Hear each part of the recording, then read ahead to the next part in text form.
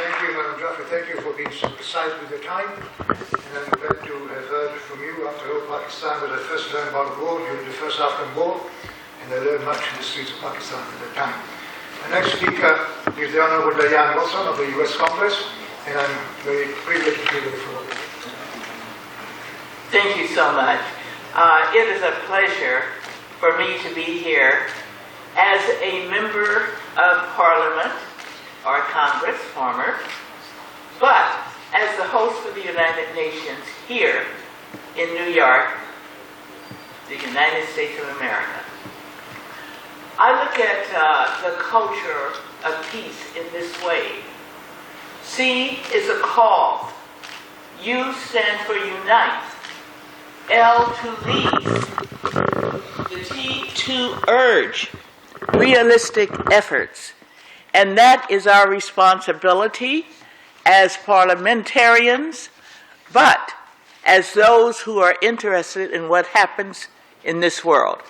Now, we were shocked at 9/11. All of you remember when our capital, one of our capital cities, New York, was attacked.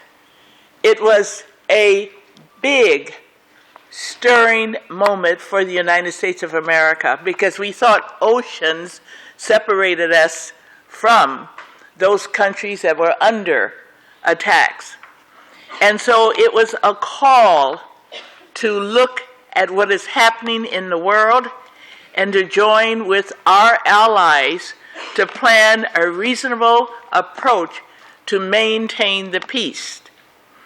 We see a clash of religions being spawned by those whose primitive thinking feels that they're the only religion that we should respect.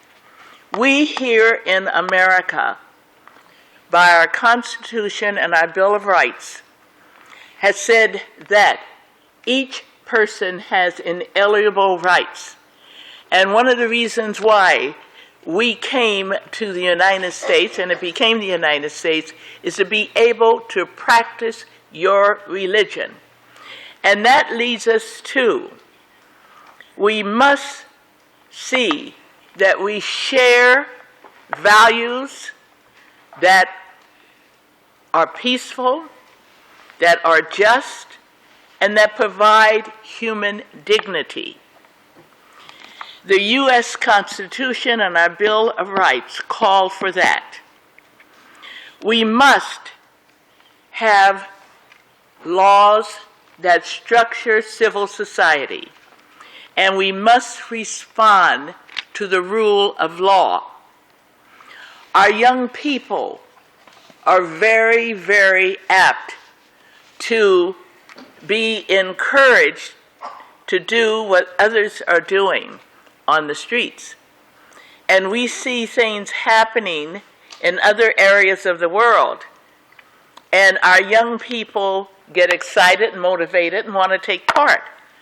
Well, we must be the standard barriers to eliminate the kinds of things that are happening today in other countries.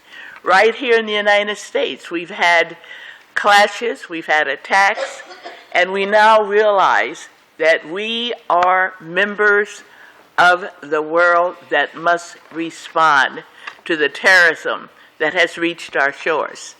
Now, why does this happen? If you can guarantee prosperity, food, clothing, and shelter, and safety, good health facilities, opportunity, needs that meet the people's request, then you can avoid such.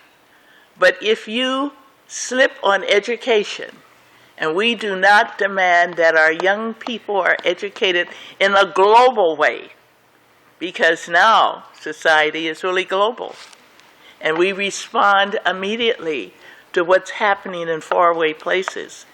So we must see that this new generation that is going on, we call them the millenniums, that they understand what is needed in civil society. And what you need is food, clothing, and shelter. You need to know that the door to opportunity opens when you're educated. We need to have them understand that a healthy society is a prosperous society. And so as we join here in this facility under the United Nations, we must extend our knowledge and our wealth across the waters to other nations. We must look at terrorism as a function of those people who have regressed and they want to destroy our prosperity. So we have a common goal we should take here: to present the best ideas, to give the opportunity to others to come together in this nation of immigrants and respect the contributions that other people bring with them when they come and seek the kind of liberties that we offer to our citizens. We must hold hands around the globe. We must take action to bring the culture of peace into a reality. Thank you. Thank you.